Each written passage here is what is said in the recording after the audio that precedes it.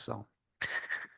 Senhor Deus e Pai, nós te louvamos nesta noite, agradecidos pelo teu cuidado, nos ter dado a graça, a saúde necessários para estarmos ligados nesta aula, segunda aula desta matéria de Cristologia, doutrina de Jesus Cristo.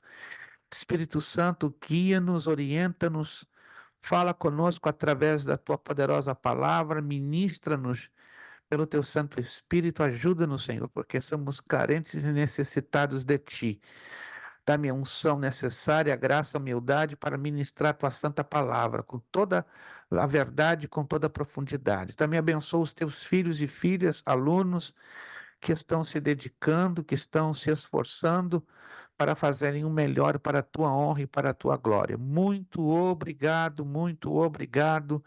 Muito obrigado. Que esta classe, esta aula tenha a tua presença, a tua marca, a tua unção fresca sobre as nossas mentes e corações. Obrigado, oramos, entregando tudo aos teus cuidados, agradecidos, em o nome de Jesus Cristo. Amém e amém. Maravilha! Estamos nesta que é a segunda aula desta nossa nova matéria, Cristologia, a doutrina de Jesus Cristo, ou estudo da pessoa do Senhor Jesus Cristo. Hoje é terça-feira, 27 de fevereiro de 2024, segunda aula, matéria Cristologia, terça-feira, 27 de fevereiro de 2024. Queremos agradecer a todos os irmãos que estão aí ligadinhos conosco, conectados. Temos de momento a ausência de 3 alunos, né? A nossa turma do curso básico das terças-feiras, graças a Deus, está ampliando, né? Já temos um total de 17 alunos matriculados, né? Mas hoje estão aqui conosco 14. Deus continue abençoando poderosamente. Deixa eu dar aqui uns rápidos anúncios antes de começar a parte de apresentações e depois já imediatamente a nossa aula. Ah, Quantos de vocês estão lendo as nossas postagens? Por favor, isso, quantos? É importante que os alunos estejam lendo as nossas postagens para evitar o quê? A dificuldade de comunicação, dificuldade de informação. No momento que o aluno deixa de ler as nossas postagens, vão ser geradas dificuldades de comunicação. Então, peço a bondade, a gentileza, que estejam lendo de forma constante. Não são todos os dias que postamos, mas aí você dá uma checadinha lá rápida, entende? Porque as postagens é a forma que temos para nos comunicar com vocês e deixar vocês informados de situações que ocorrem nesta turma do Básico em Teologia das terças-feiras. Só relembrando, não me queiram a mal, estou fazendo somente o meu trabalho. Amanhã é o penúltimo dia, dos alunos que ainda não cumpriram com as suas mensalidades do mês presente de fevereiro, tá? Se você, aluno, ainda não cumpriu com a sua mensalidade de fevereiro, mas está com algum tipo de dificuldade, ó, pega no telefone e dá uma justificativa, porque do contrário, se você fizer o seu pagamento na sexta-feira, dia 1º de março, você, lembre-se, terá que pagar a multinha de $10. Se você se esquecer de pagar a multinha de $10, a gente vai te lembrar, porque a escola depende da mensalidade para se mover. A escola depende da sua mensalidade para avançar. Então, por favor, faça-nos essa bondade. Se você está com alguma dificuldade para pagar a sua mensalidade no dia certo, só chamar, pastor, eu estou com um problema assim, assado, problema no meu trabalho, na minha família, não vou conseguir fazer o pagamento até o dia 29. Dê uma justificativa, porque isso é até inclusive bíblico, né? Porque isso faz parte da ética cristã e da ética ministerial, o render contas, o dar uma satisfação. Alguém está me entendendo aqui, gente? Vamos ver se alguém está me entendendo. Isso é o mínimo. Eu não sou uma pessoa exigente aos extremos. Porém, como somos uma escola, precisamos funcionar com aquele lema que costumamos a falar: seriedade, compromisso e disciplina. Que se a gente não tiver essas regrinhas básicas, nem seriedade, nem compromisso e nem disciplina haveremos de ter. Então eu peço essa grande bondade. Eu sei que muitos trabalham, têm a cabeça cheia, se esquecem com muita facilidade, mas nos ajudem, por favor. Se você não pode pagar a sua mensalidade até a data limite, que nesse mês é a quinta-feira, dia 29, ó, pega o telefone, chame, mande uma mensagem, mande um áudio, dê uma justificativa. É o mínimo, você não vai gastar mais de 1 minuto e meio para dar essa mensagenzinha e aí a gente libera você da multa. Se você não fizer isso, infelizmente, se fizer o pagamento atrasado, a gente vai cobrar multinha dos $10. Tá bom, gente? Graças a Deus, eu sei que todos aí são pontuais, eu sei que problemas e eventualidades acontecem no meio do caminho, muitas das vezes não nos permitem sermos pontuais. Isso, claro, não se aplica aos novos alunos que estão entrando. E por falar em novos alunos, eu quero de coração e em público agradecer nosso irmão evangelista Alexandro, né, está fazendo uma grande pesca, uma grande colheita, né, não somente no trabalho que Deus tem confiado ao nosso irmão ali nas congregações de Nagataki e Hartford, né, para a glória do Senhor, né, nosso querido irmão jovem, né, na idade do irmão Alexandro, né, ou talvez um pouquinho mais cedo, eu já estava também trabalhando como dirigente de igreja, dirigente de congregação ali no Brasil, mas eu louvo a Deus pela vida do nosso querido irmão, que tem feito um maravilhoso, bonito trabalho ali nas congregações da De Filadélfia e também está indicando membros da sua igreja, está dando essa confiança, esse voto de confiança na nossa escola, está aí indicando membros da sua igreja. Eu quero agradecer, evangelista Alexandre, pelo seu carinho, pela honra que está dando, né, em indicar, né, membros do rebanho de Cristo para estarem assim compartilhando aqui da palavra de Deus. Eu quero nesta noite apresentar, né, dois membros ali da igreja que está pastoreando o nosso irmão evangelista Alexandro. Quero apresentar o Lucas da Silva Alves. Lucas, isso, Lucas, esse rapaz bonito aí. Olha lá, isso aí, olha o sorriso desse homem. Meu Deus, por mais que eu me esforce para ter um sorriso desse, isso aí é coisa demais. A criação de Deus é uma coisa linda, né? Dá uns sorrisos melhores para outros bonitos, mas o do Lucas arrebentou. No que ele fez assim, encheu a tela. Irmão Lucas, Deus abençoe, um prazer grande ter a sua pessoa. Temos o nosso irmão Sebastião Gabriel Gonçalves. Tem o nome do meu filho, Amém. rapaz, irmão Sebastião. O nome do meu filho é Israel Amém. Levi Gabriel Macena. Então é outro anjo, né? Olha lá. Irmão Lucas, irmão Sebastião, dá um tchauzinho aí para a tela, para o povo ver. Esses são os novos alunos ali indicados, recomendados pelo evangelista Alexandro, né? Que quero que se congregam ali com ele em Nagataki, correto, irmão? Em Nagataki, né? São os nagataquianos. Os nagataquianos. O que nós dizemos para o nosso irmão Lucas, irmão Sebastião Gonçalves? O que nós dizemos? Ó, vamos falar bonito, né? Para que eles se sintam animados. Vamos lá, o que dizemos para eles? Sejam bem-vindos Seja em nome bem-vindo de em Seja nome do Jesus. Senhor bem-vindo em nome de Jesus. Jesus. Amém. Emperrou o negócio. Amém. Isso é só um ensaio. Ó. Nós estávamos Emperrou aguardando o assim. Senhor. Emperrou. Vamos lá de novo, porque essa primeira tentativa não valeu. 1, 2, 3.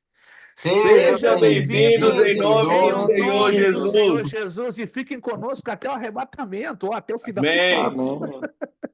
Vai acontecer uma das suas coisas, né? Ou até o arrebatamento, que pode acontecer no meio do caminho, o curso acaba, ou então até o final do curso, se Deus assim nos permitir. Muito obrigado, irmão Alexandre, de coração mesmo, por tanto carinho, né? Tem que ter confiança em um trabalho que o nosso é tão modesto, é tão pequenininho, mas a Deus toda a glória, que o nosso querido irmão tem sido de muita bênção, e aí está, além de estar fazendo um trabalho muito abençoador ali em Nagataki e Hartford, também está indicando os servos de Deus para estarem conosco estudando a Santa Palavra. Deus nos abençoe. Vamos para a nossa apostila. Eu creio que o irmão Sebastião e o irmão Lucas já estão sabedores, né? Que eu já enviei a apostila papel, né? Que é encadernada, já está encaminhada, já acredito que vai chegar entre quinta e sexta-feira. Aí com vocês eu mandei em próximo. Inclusive, eu vou mandar o track number. Eu esqueci na corrida do dia, mas eu vou postar no privado de vocês o track number para vocês acompanharem pela internet. Mas acredito que entre amanhã e quinta-feira já está chegando aí na casa de vocês, tá? Por enquanto, então, hoje, se vocês puderem trabalhar com o PDF que eu enviei, fenômeno, tá? Só para não ficarem perdidinhos. Perfeito. Só para terminar, para a gente entrar na aula, vocês viram que eu fiz uma postagem falando a vocês sobre a minha dificuldade de liberação das notas, né? Eu estou tendo, infelizmente, alguns problemas em algumas outras turmas e isso está me gerando um acúmulo de tarefas, mas o mais rápido que eu puder liberar as notas, não é promessa de deputado baiano, o que alguém diz, o pastor promete e não está cumprindo, é que eu estou realmente com uma pequena sobrecarga. Então, os irmãos têm um pouquinho de paciência, mas eu já vou liberar num espaço de tempo entre hoje e mais uma semana, né? Ninguém vai ficar no prejuízo e vocês são minha completa responsabilidade. Vamos lá na página 3. Página 3, agradeço a paciência de cada um de vocês. Irmão Fernando, depois eu mando uma mensagem no seu privado. Eu recebi agora a sua mensagem, depois eu vou mandar no privado só para conferir, porque agora fica difícil eu jogar nas 3 pontas. Tá bom? Eu agradeço o carinho, agradeço o carinho e a consideração. Obrigado mesmo, de coração. Página de número 3, isso. Nós já estudamos na aula passada a introdução, normalmente, né? O nascimento, a infância, mocidade, morte e ressurreição de Jesus Cristo. E hoje estamos no ponto de número 3, né? A morte de Jesus Cristo. Já falamos dos fatos extraordinários que ocorreram na morte de Jesus Cristo e os benefícios para os crentes através da morte de Jesus Cristo, né? Vamos falar hoje das atitudes corretas do crente em relação à morte de Jesus Cristo. Mas antes de nós entrarmos neste ponto 3, eu quero apresentar aqui nos slides um pequeno resuminho do que já falamos. Lembrando aos novos alunos, vai lá no nosso grupo e você vai ver o grupo de slides. São 2 grupos de slides que nós postamos lá no grupo em PDF. Eu sugiro que vocês salvem esse grupo de slides, porque vai ser importante, porque ali vai ter um conteúdo mais resumido do que está escrito, né, na apostila. Na apostila é bem mais detalhado e ali nos slides nós apresentamos de uma forma mais gráfica, entende? Mais resumida, trabalhando com os pontos mais importantes e até mesmo acrescentando algo mais para enriquecimento dos irmãos, correto? Então vai lá. Se o irmão Sebastião, o irmão Lucas tiverem dificuldade de encontrarem lá no grupo, né, porque vocês estão incluídos no nosso grupo, esses slides, me avisem que aí eu faço redirecionamento desses slides para o privado de vocês. Mas geralmente sempre eu vou estar postando esse tipo de material no grupo, para que todos tenham acesso. Mas, repito, se por algum problema vocês não estiverem encontrando lá no grupo, só me avisar, pastor, eu não estou encontrando esses slides que o senhor está falando. Aí eu envio sem nenhum problema para o privado de cada um de vocês. Tá bom? Combinado? Eu não quero ver ninguém perdido no meio da poeira. Vamos passar, então, um pequeno resuminho com esses slides? São 2 grupos de slides, né? O grupo 1 e o grupo 2. Então, eu estou usando aqui o grupo 1. Isso. Todos estão enxergando? Só me deixem saber. Todos estão enxergando? Maravilha. Muito bem. Cristologia, a doutrina do Senhor Jesus Cristo. Vamos lá, vamos entender a importância desta doutrina. A pessoa de Cristo, né? Você vai se perguntar, por que nós estamos estudando esta matéria? O que tem de importante esta matéria? Devemos estudá-la com a razão. A redenção do pecado da humanidade deveria ser efetuada por meio de um mediador que une em si tanto a natureza humana quanto a divina para que possa reconciliar Deus com o homem e o homem com Deus. Como isso aí é importante, meus irmãos. A origem da palavra cristologia está aqui, ó, vem de 2 palavrinhas do grego, Christos, ungido, e logia quer dizer estudo. Então, cristologia é o estudo do ungido, e esse ungido se trata da pessoa gloriosa do Senhor Jesus Cristo. Hebreus 4,15 está escrito, porque não temos um sumo sacerdote que não possa compadecer-se das nossas fraquezas, porém, que, como nós, em tudo foi tentado, mas sem pecado. Como Jesus, olha só, essa perguntinha aqui é bem interessante, é bem curiosa e a gente vai trabalhar com a resposta dessa pergunta, né?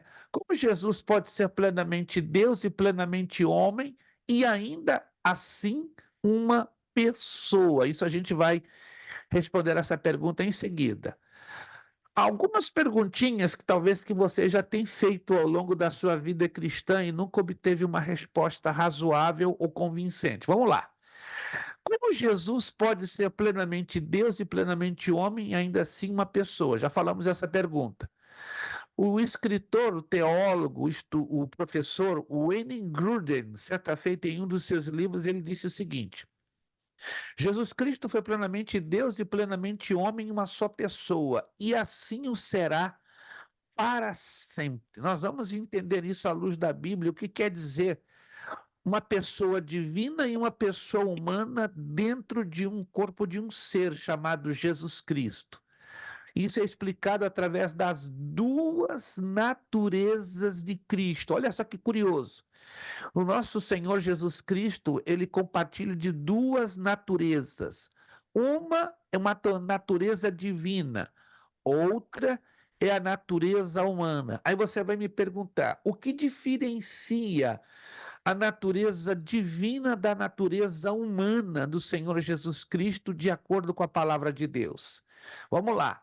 Vamos conhecer a humanidade de Jesus Cristo. Como eu sei que Jesus é humano, segundo a Bíblia? Primeiro, ele teve um nascimento virginal.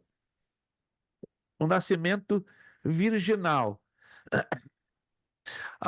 Tem características. Obrigado, irmã Flávia. Vou depois mandar uma mensagem no seu privado para nós conversarmos sobre o que a senhora está me abordando, mas eu agradeço de coração, tá bom? Obrigado. Vamos lá. Desculpe a interrupção, que a gente está recebendo mensagem um pouquinho fora do momento, mas tá bom, tá excelente. Vamos lá. Humanidade de Cristo. Características. Primeiro, nascimento virginal. Mateus 1, 18, 20, Lucas 1, 35, Gênesis 3, 15, Gálatas 4, 4, 5, nos traz a declaração que Jesus nasceu de uma virgem. Aí você me pergunta, ué, como isso é possível? Claro, humanamente é impossível uma mulher que não teve relações sexuais, né, com um homem gerar um ser. Foi o caso de Jesus. Jesus nasceu de um nascimento virginal, porque foi usado o ventre de Maria, mas não o espermatozoide de José, e sim a ação do Espírito Santo fecundando. Segundo, Jesus possuía um corpo humano. Lucas 2:7, 52, João 4:6, Mateus 4:2. Nós temos inúmeros textos bíblicos que comprovam que Jesus possuía um corpo humano. Terceiro, Jesus possuía uma mente humana. Uma mente humana, o que quer dizer uma mente humana? Aparentemente limitada, porque a nossa mente é, humanamente falando, limitada. Mas Jesus, na verdade, não tinha a plenitude da mente humana, por causa da sua natureza divina. Então, no que entra a natureza divina no corpo humano, é claro, a mente humana plena Jesus não teve, mas teve uma mente à semelhança da nossa mente. Vamos ler pelo menos Lucas 2:52, isso para ficar claro, para não ficar só nas minhas palavras. Abra aí a sua Bíblia, Lucas capítulo 2, versículo de número 52, aí na nossa Bíblia.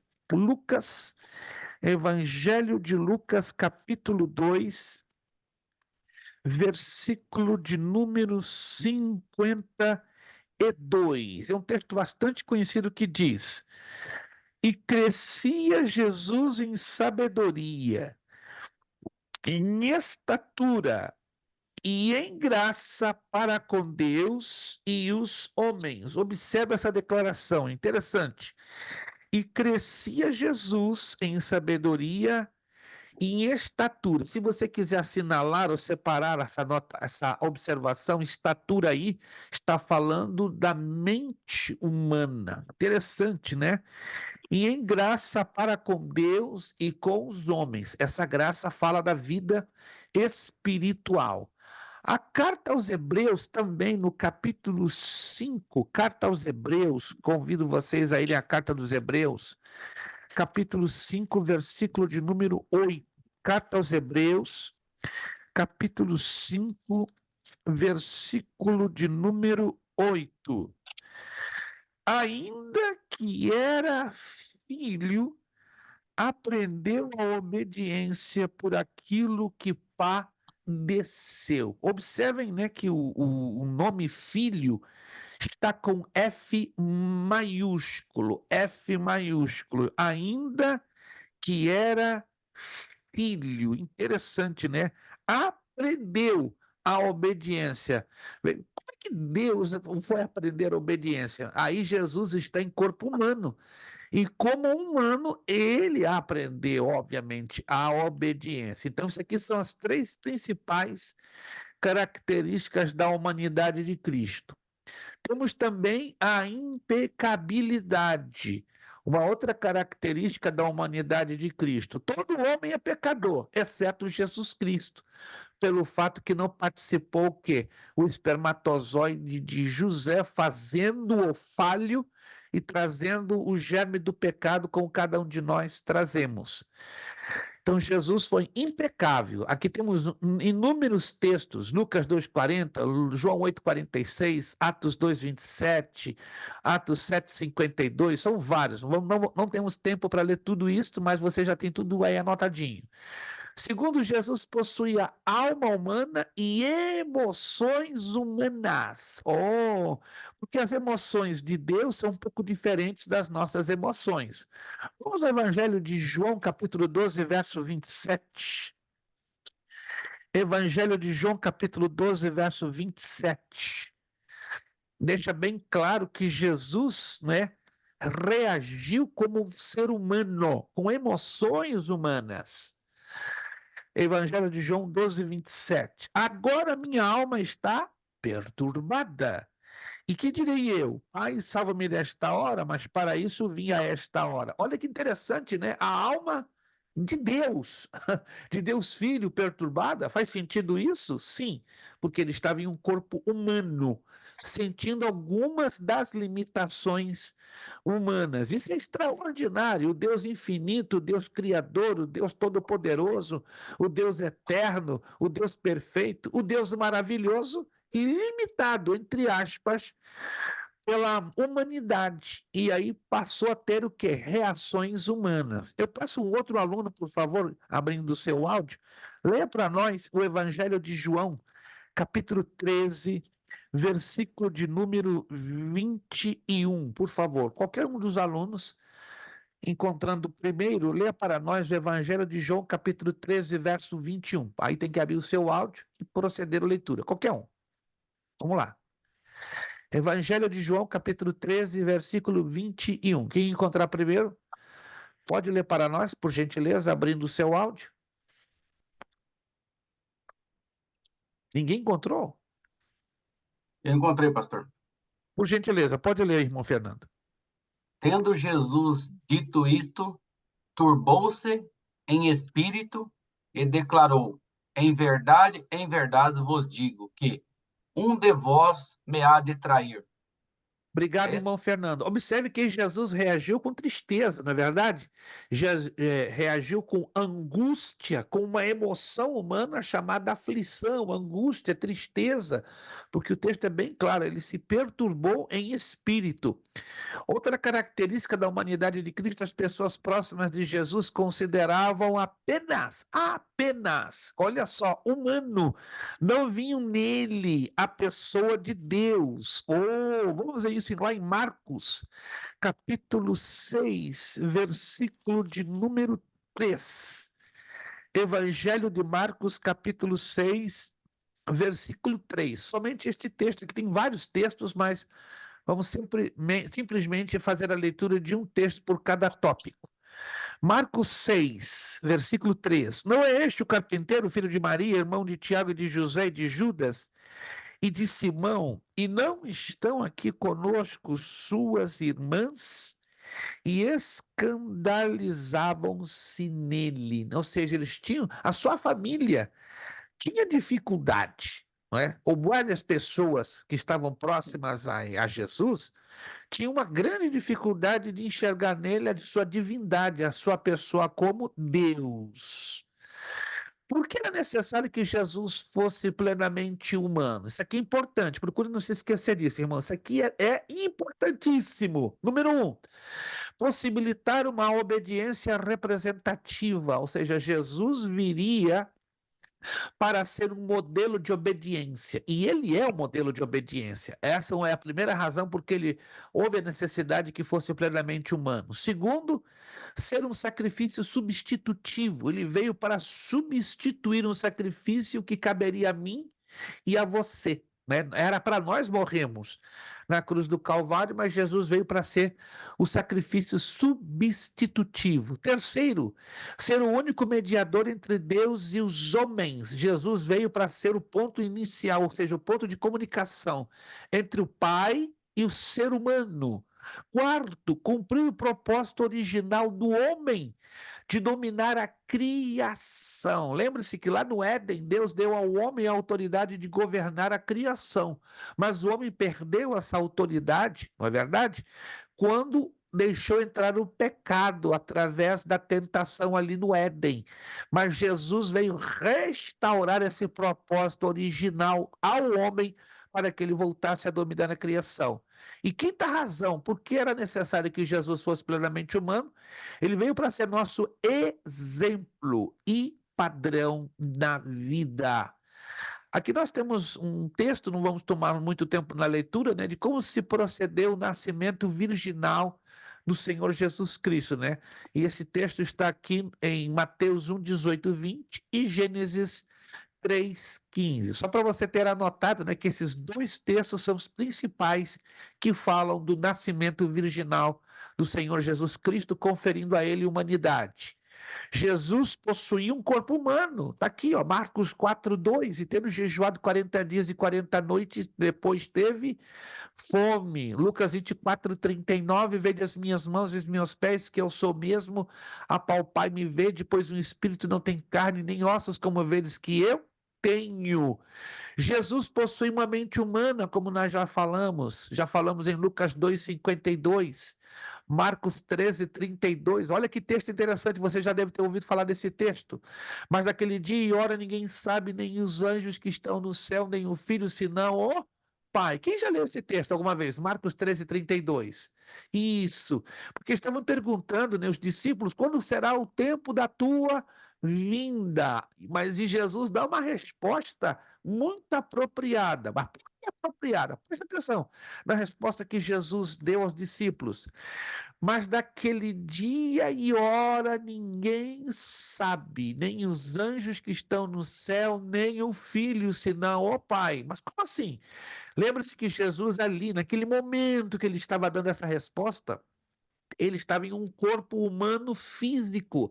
Ele ainda não havia morrido, ele ainda não havia tampouco ressuscitado. Depois que ele ressuscita, anote isso aí, depois que ele ressuscita, ele recupera a plenitude da sua divindade, ou seja, ele recupera a plenitude da sua onisciência. Oh! Então quer dizer que neste momento aqui que Jesus fez essa declaração, ele não tinha a plenitude da sua onisciência? Não. Ele tinha a sua onisciência, mas parcial, vinculada à vontade do Pai. Oh, que interessante! Lembra-se que Jesus fala lá em Mateus capítulo 28, todo o poder ou toda a autoridade me é dada no céu e na terra? Alguém se lembra desse texto? Sabe por que ele fala isso?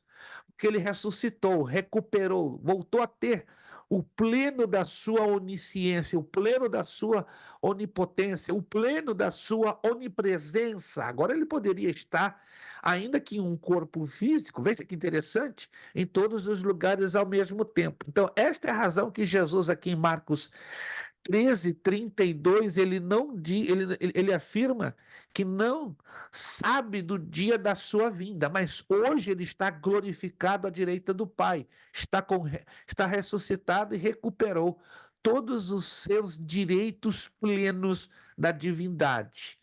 As pessoas próximas de Jesus, como falamos, consideravam-no apenas humano, né? Marcos 13, 56, 53, 56, já lemos, né? João 7,5, né? Diz aqui, porque nem mesmo seus irmãos criam nele. Já falamos, né, que porque era necessário que Jesus fosse plenamente humano, possibilitar uma obediência representativa ser um sacrifício substitutivo.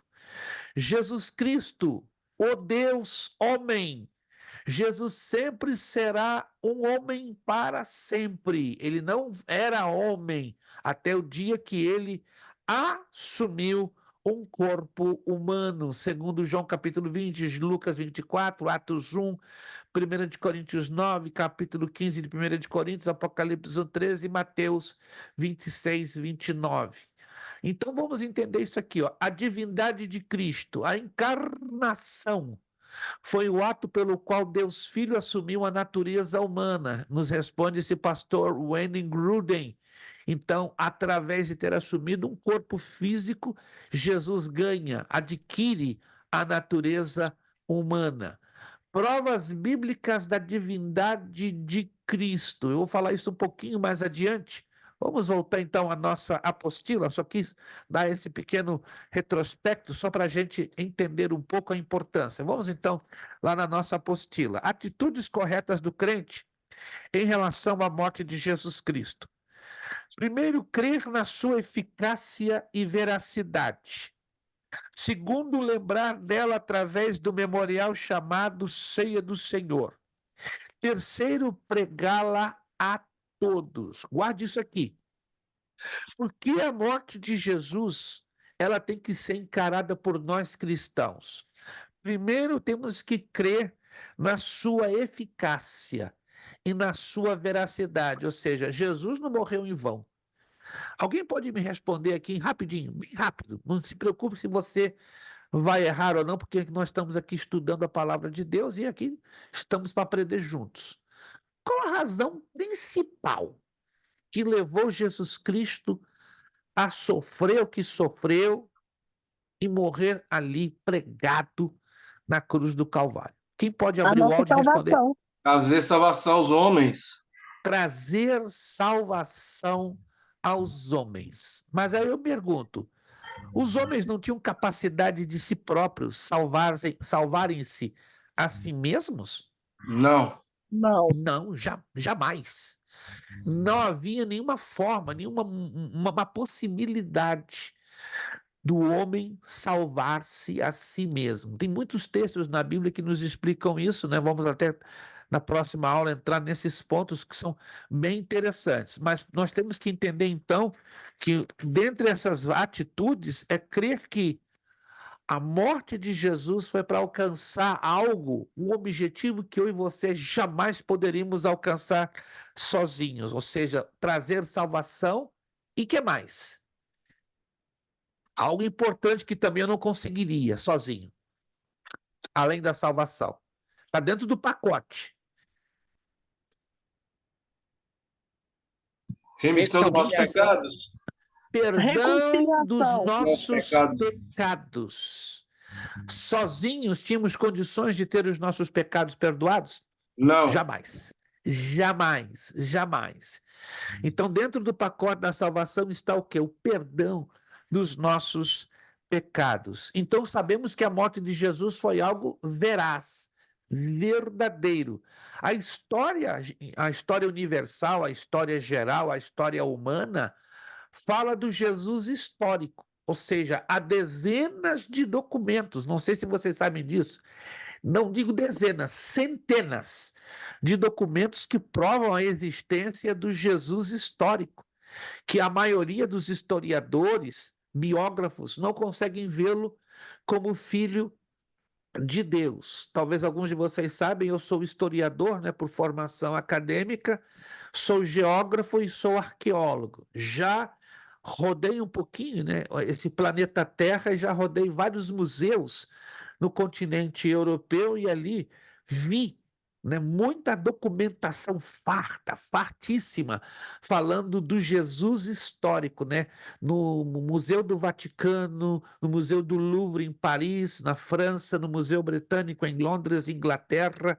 Olha, gente, tem tanta documentação testificando da existência de nosso Senhor Jesus Cristo na Terra que é impossível hoje um ateu, um incrédulo dizer Jesus não existiu. Ele existiu, ele passou nesta terra. Agora, o que deixa os historiadores encabulados, né? Dá um nó na cabeça deles. Cadê o corpo desse homem?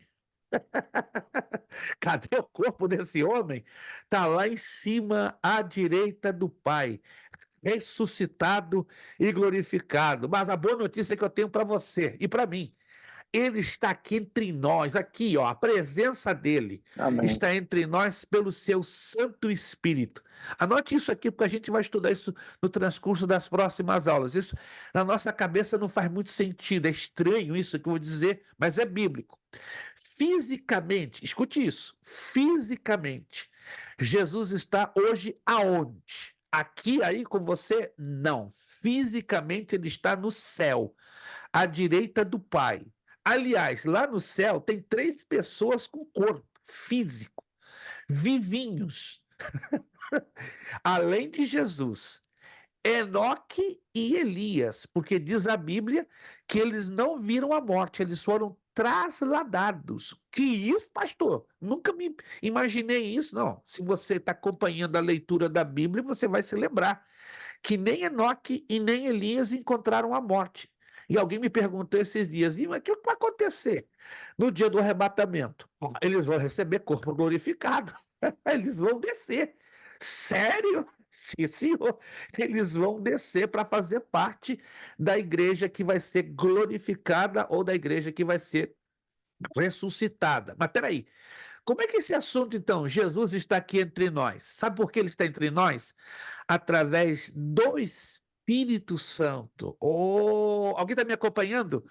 O Espírito Santo é o que fala da parte do Pai e da parte do Filho. Lembram-se lá no Evangelho de João? Jesus falou isso várias vezes no capítulo 14, no capítulo 15, no capítulo 16 do Evangelho de João. O que eu falo, eu não falo de mim mesmo, Jesus falando, né? Mas da parte do Pai que me enviou. Aí ele fala do Espírito Santo.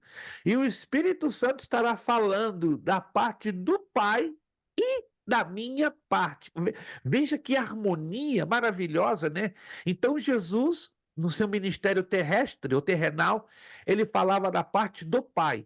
Mas hoje o Espírito Santo fala da parte do Pai e da parte de Jesus. Então, o Espírito Santo é o que revela, é o que traz, não apenas a presença dos dois entre nós, mas revela a vontade do Pai e a vontade do Filho. E o mais lindo de tudo, anote essa: o Espírito Santo não fala dele mesmo. Não glorifica a si mesmo, mas é Deus. Pode ser adorado e podemos dar glórias ao Espírito Santo. Amém, irmãos? Alguém sabia disso? Amém. Isso é lindo, gente, isso é lindo. E ele está aqui, e ele está aí com você, revelando o Pai, o Deus Pai, o nosso amado Pai Celestial, e está revelando, aleluia, o nosso querido amado Jesus Cristo, nosso Senhor e Mestre. Que coisa boa! Por isso que no dia do arrebatamento da igreja, a primeira pessoa que a gente vai ver vai ser quem? Quem? O rosto do nosso amado Salvador, o Senhor Jesus Cristo. Está lá, 1 de João, capítulo 3, versículo 2. Agora, tem um mistério que eu não vou falar hoje, eu vou falar na última aula. Apocalipse, capítulo 22, versículo 4, diz lá que quando houver a renovação dos novos céus e da nova terra, isso depois do governo de Jesus Cristo de 1000 anos sobre a terra, nós vamos ver o rosto de um outro personagem, que também amamos muito, adoramos e glorificamos. Sabe quem? O Pai Celestial. O quê? Nós vamos ver o rosto do Pai, está lá em Apocalipse, capítulo 22, versículo 4. Mas fica tranquilo, eu vou falar isso em outras aulas lá na frente, mas porque nosso estudo tem que ficar concentrado na pessoa do Senhor Jesus Cristo. Mas Apocalipse 20, se quiser anotar, anote. Interessante isso aqui. 22, 4 fala que a gente vai ver Vamos ver o rosto do Pai Celestial. Meu Deus, é muito mistério para uma só cabeça. Não, a nossa cabeça humana é desse tamaninho, não encaixa tudo não, é impossível. Tá? Isso aí é uma coisa muito profunda que a palavra de Deus nos tem revelado. Vamos lá, continuando aqui. Outra atitude com respeito à morte de Cristo é lembrar dela através do memorial chamado a Ceia do Senhor. Qual é o objetivo da Ceia do Senhor? Lembrar-se do passado, o que ele fez por mim e por você na cruz do Calvário. Lembrar-se dele no presente, o que ele está fazendo hoje, através do seu Santo Espírito, trazendo-nos o quê? Santificação. Então preste atenção aqui comigo, isso aqui é importante. A ceia do Senhor nos lembra o quê? O passado, o que Jesus fez. O que Jesus fez? Morreu na cruz do Calvário, perdoou os nossos pecados, nos purificou com seu sangue, fazendo o quê? Justificando-nos. Então, no passado, ele nos justificou. Mas o que ele está fazendo hoje no presente? Que é a razão da ceia do Senhor. Quando você está ali participando do cálice, né, e do pão, você está se lembrando do que Jesus está fazendo hoje, por mim e por você, através de um ato chamado santificação. Então, no passado, ele nos justificou, justificação. Hoje, no presente, ele está nos santificando, nos separando para ele, pelo seu Santo Espírito. Mas a Santa Ceia, ou a ceia do Senhor, ela aponta o quê? Para o futuro, para aquilo que ele ainda vai fazer por nós, através da glorificação. Irmãos, a festa ainda não começou, não. Se você pensa que a ceia do Senhor é a festa maior, nós vamos ter uma festa muito maior ainda, que diz a Escritura, chamada Bodas do Cordeiro. Alguém já ouviu falar das Bodas do Cordeiro? Esse vai ser um festão, gente. Se você acha que tem festa na sua igreja, você está enganado. Com todo respeito, a sua igreja pode ter festa, pode ter bolo, pode ter coral, pode ter hino, as Bodas do Cordeiro vai ser um festão tremendo, porque Jesus vai ser a razão desta festa, vai ser o casamento da igreja de Cristo com ele. Então esse fato ele marcará a glorificação. Então guarde isso. Todas as vezes que você tomar do cálice e comer do pão, a ceia do Senhor, você está se lembrando de 3 aspectos da nossa salvação. No passado, fomos justificados. No presente, nós somos santificados. E no futuro, seremos o quê? Glorificados. Você glorifica a Deus por isso? Oh, meu Deus! Amém. E vocês não entenderam, vocês ficaram tristes. Isso aqui não é para ficar triste, não. Isso aqui é para ficar mais do que alegre. Ih, pastor, você não tem ideia, para ser um dia difícil. Ó. Quem não passou hoje um dia difícil? Me conta aí. Quem não passou hoje um dia difícil? Todos nós passamos, às vezes, nesta vida, dias difíceis, dias de vontade de chutar o balde, de chorar, a pitanga maga, né? Como diz no Rio de Janeiro. Mas o bom, irmãos, que estamos na presença de Deus. Irmão Leandro, graças ao Pai, já estava. Graças a Deus, pastor. Cheguei. Rapaz, foi difícil, acredito, hoje, né? Foi Hoje foi difícil. um dia difícil para o irmão, para chegar neste horário, mas amém. Glória a Deus, é válido, né? Obrigado. Gostei desse seu boné, né? É Ó, a primeira vez que eu vejo o irmão Leandro de boné. Nós temos um aluno na quarta-feira que parece que ele nasceu grudado com boné, né? Então, é o segundo aluno que eu vejo em aula. Não tem nada contra. beleza, Deus abençoe, pastor. irmão Leandro. Muito feliz de Obrigado. revê-lo. Vou virar a página, irmãos. Para terminar aqui nessa parte, a outra atitude correta em relação à morte de Cristo é que nós temos que pregá-la a todos. Tem gente que não gosta de pregar morte. E realmente morte não é uma coisa muito agradável para você ficar pregando. Mas sobre a morte de Jesus, nós temos o dever de pregar sobre a sua morte. E eu não gosto de pregar sobre a morte de Jesus. Então tem alguma coisa errada com você. Porque é bíblico. É bíblico pregarmos sobre a morte do Senhor Jesus Cristo, porque foi a única morte que nos trouxe o quê? Vida. E vida com abundância. Geralmente eu pergunto, a morte de alguém traz vida para alguém, para uma outra pessoa? Geralmente, nunca. Mas a morte de Jesus traz vida. Eu já visitei, pode ser uma coisa meio esquisita que eu vou dizer, meio estranha. Para você, pô, pode ser estranho, mas eu, como sou historiador, eu sou obrigado a estudar história para conhecer e ensinar e falar. Eu já. É estranho que eu vou dizer, irmãos, não se escandalize. Eu já visitei mais de 150 cemitérios no mundo. Pastor, está repreendido. Mas para conhecer as sepulturas dos principais personagens da história da humanidade. Conhecer a sepultura já de Napoleão Bonaparte, dos reis da França, Luís XIV, XV e XVI.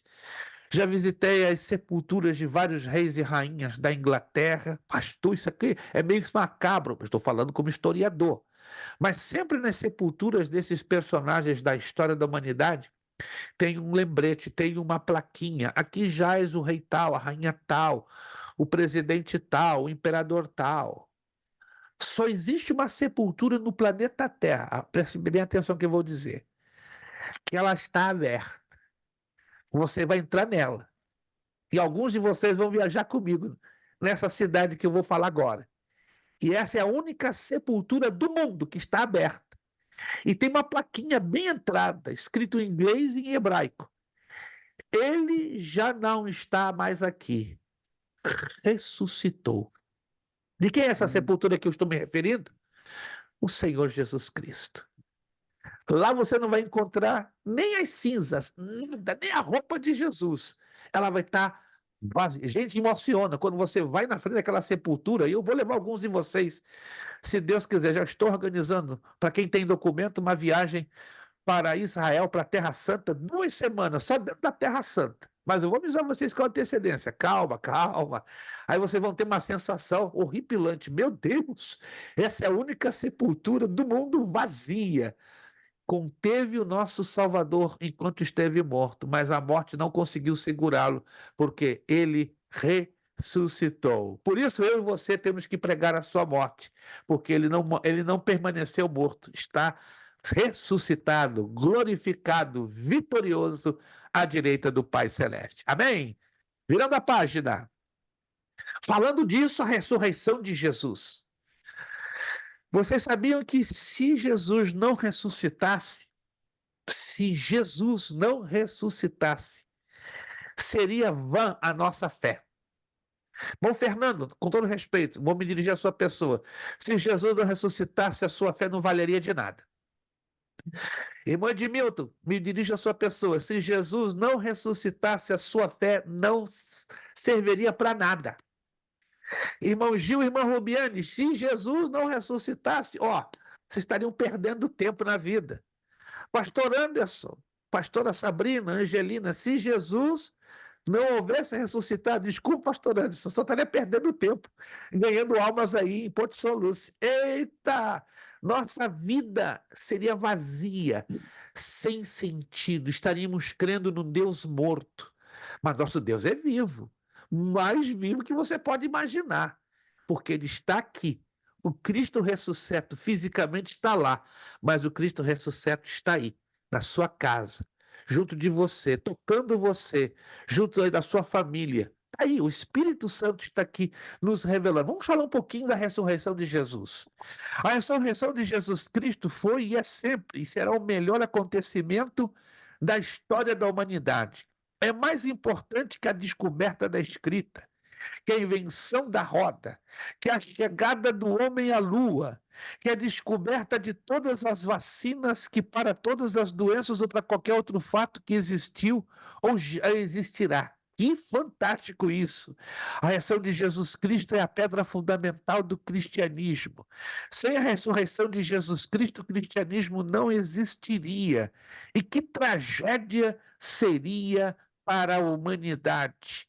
Todos nós estaríamos perdidos para sempre, mas graças a Deus, aleluia, ele ressuscitou, ele está vivo pelos séculos dos séculos e está conosco, entre nós e em nós, hoje mesmo, agora mesmo.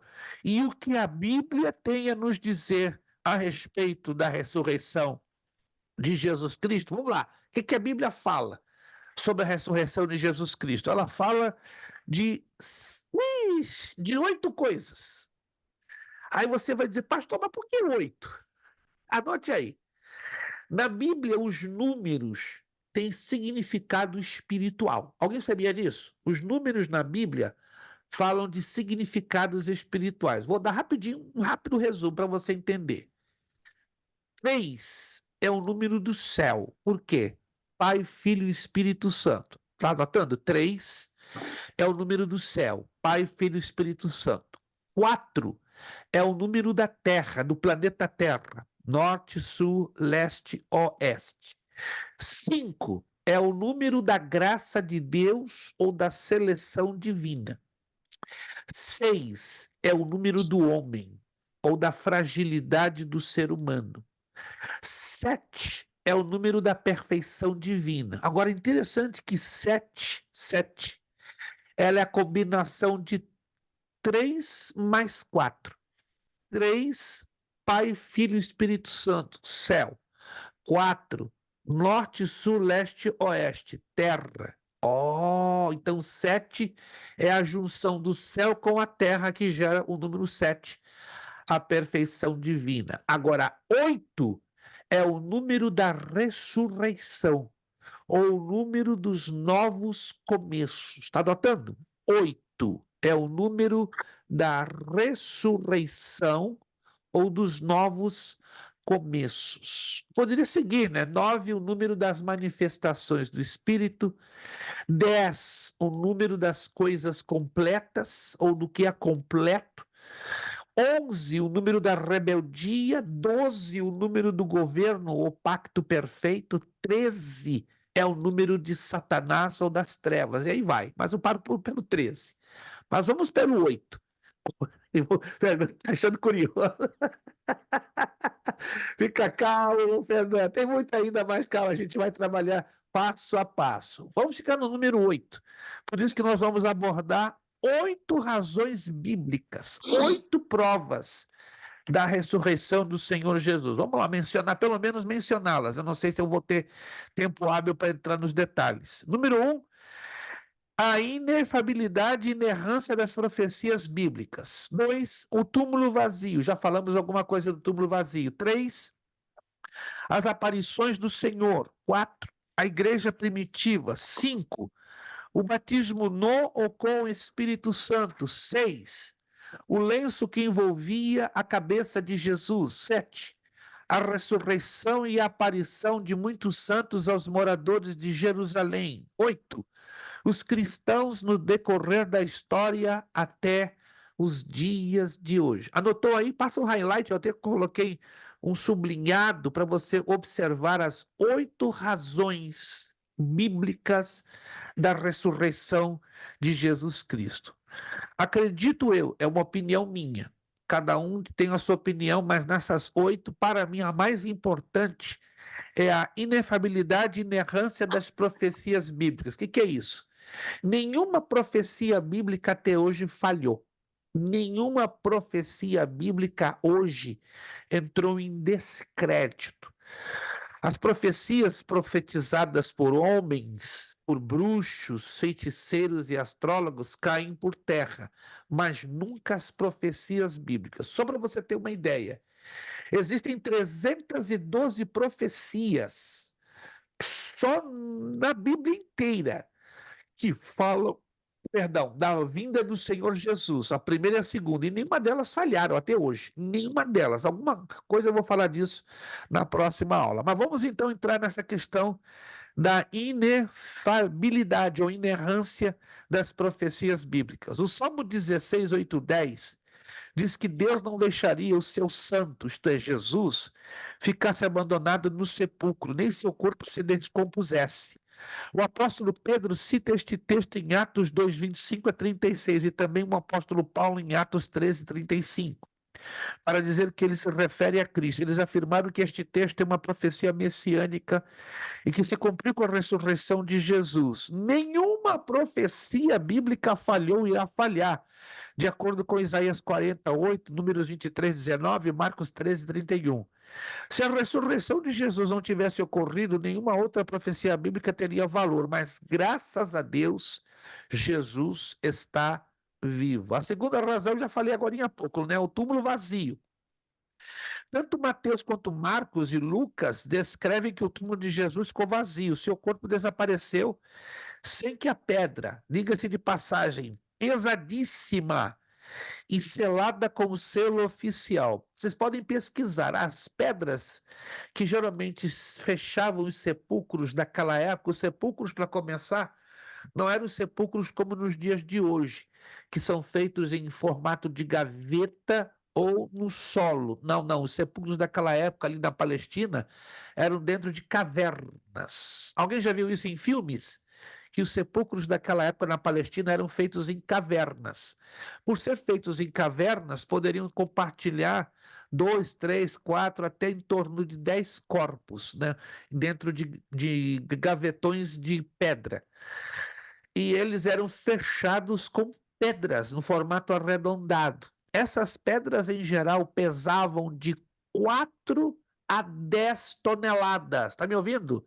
De 4 a 10 toneladas. Um homem sozinho era impossível rolar para fechar a entrada do sepulcro. Era impossível.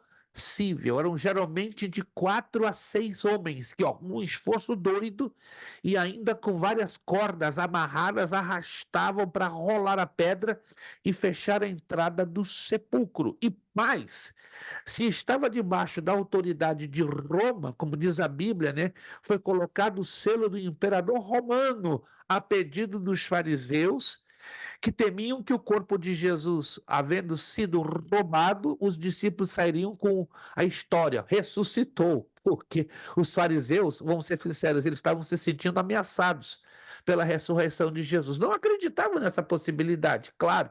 Então eles tomaram as precauções, né? Cobraram do Império Romano a colocar o selo do imperador. E o que isso quer dizer? Se alguém tentasse violar o sepulcro, tendo o selo do imperador ali, colado no sepulcro, seria viável a pena de morte. Alguém sabia disso, gente? Alguém sabia disso? Não? Alguns sabiam, outros não. Então, o sepulcro de Jesus, está lá no texto, foi colocado um selo, e não foi um selo qualquer, foi o selo do imperador de Roma, que na época era Tibério.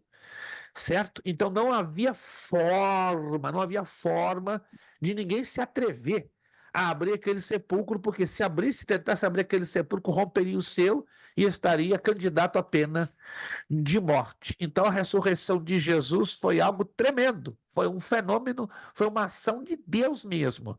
As mulheres, os romanos e os discípulos, as mulheres, repito, lá na apostila, os romanos e os discípulos viram aquele túmulo vazio. Aí temos a aparição do Senhor. Jesus apareceu várias formas, em diversos lugares, sob diversas formas, a vários de seus discípulos por um espaço de 40 dias. Aí temos todos esses textos aí para vocês analisarem com carinho nas suas casas. Foram mais de 500 pessoas que viram o Senhor Jesus, o Senhor ressurreto. Será que todas essas pessoas estavam loucas? Tiveram alucinações ou pegaram uma grande mentira?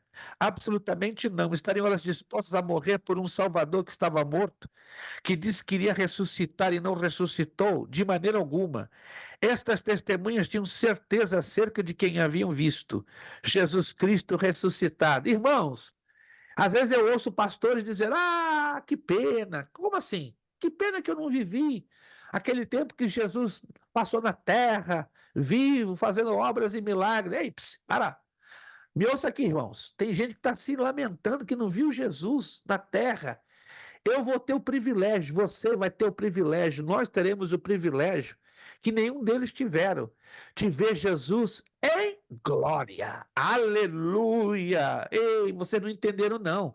Nós vamos ter o privilégio de ver Jesus em glória. E mais, nós vamos ter o corpicho.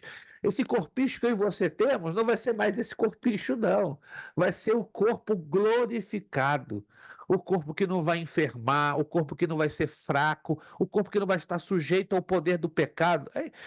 Acho que vocês não estão entendendo, não. Vocês estão tão tristes, vão apagadinho. Nós vamos ter um corpo glorificado, povo de Deus. Um corpo saudável. Já me perguntaram, pastor, no corpo glorificado, quem é careca vai voltar a ter cabelo? Quero nem saber. se eu continuo sem cabelo ou não. Uma coisa. Valeu, irmão Lucas feliz da vida, né? Porque ele tem pouco cabelo igual a mim. Gente, eu não quero nem saber se eu vou ter cabelo ou não. Eu sei que vou ter o corpo glorificado.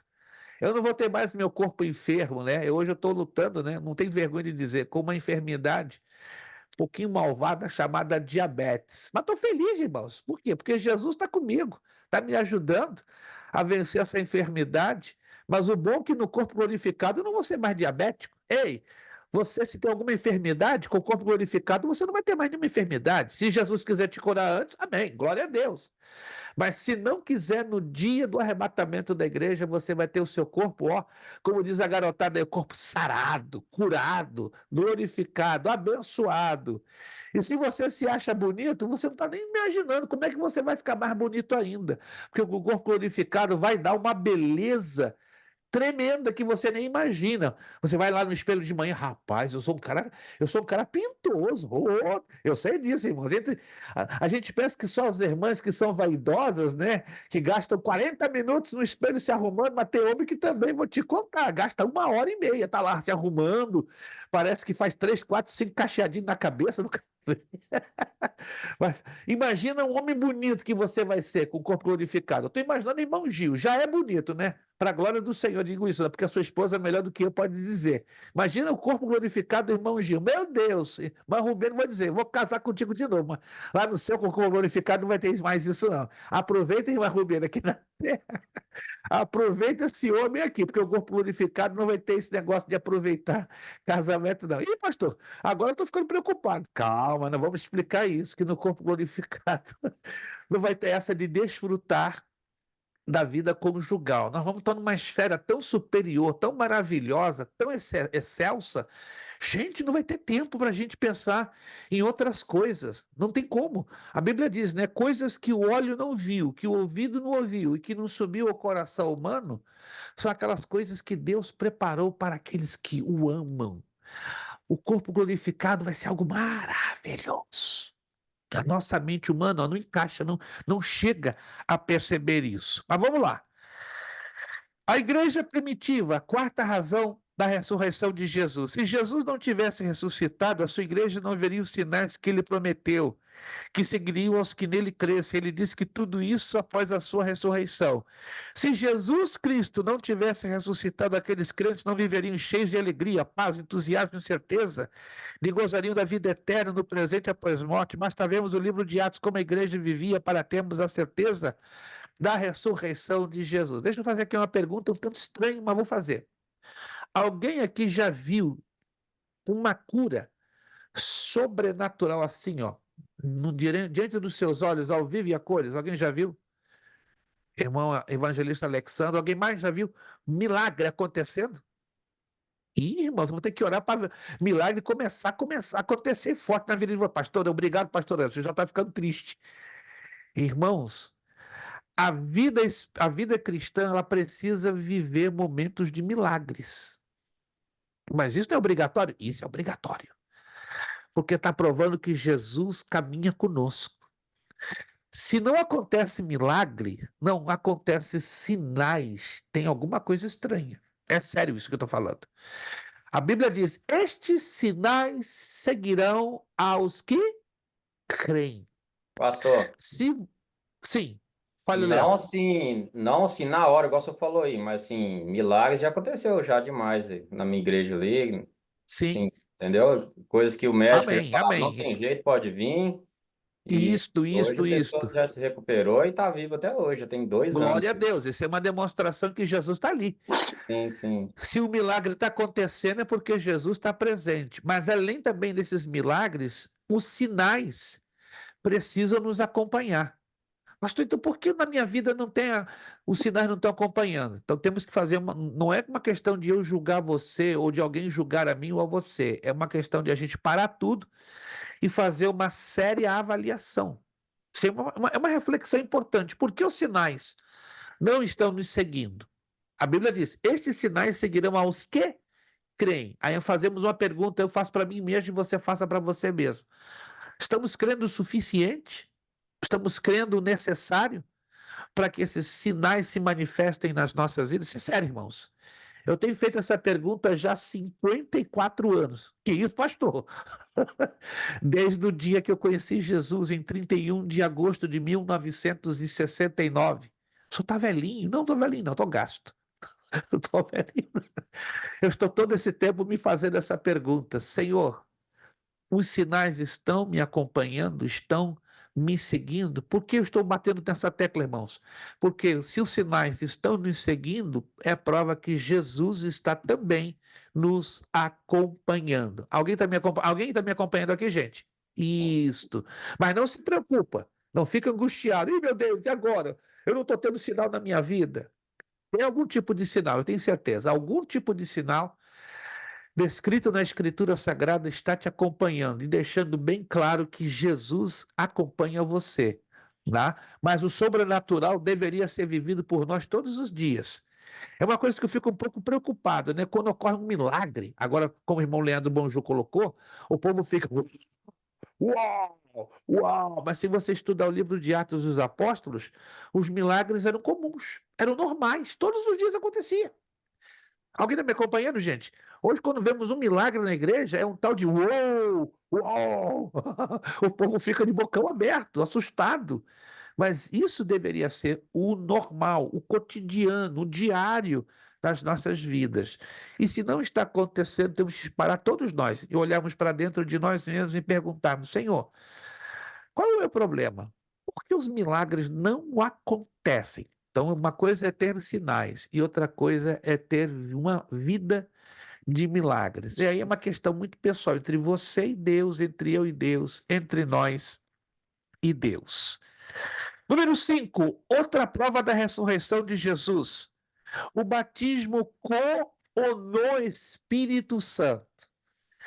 Eu vou orar hoje, agradecendo a Deus pela vida de vocês, como eu sempre faço, mas eu vou fazer uma oração pedindo com que você comece a degustar a experiência do batismo no Espírito Santo se ainda não recebeu.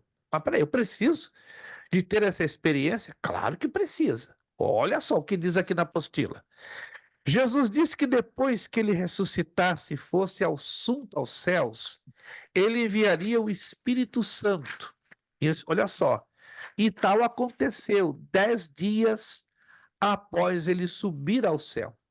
Alguém me perguntou algum tempo atrás, qual é a função do batismo no ou com no Espírito Santo? Observe aqui na apostila, né? Eu tanto falo de batismo no ou com.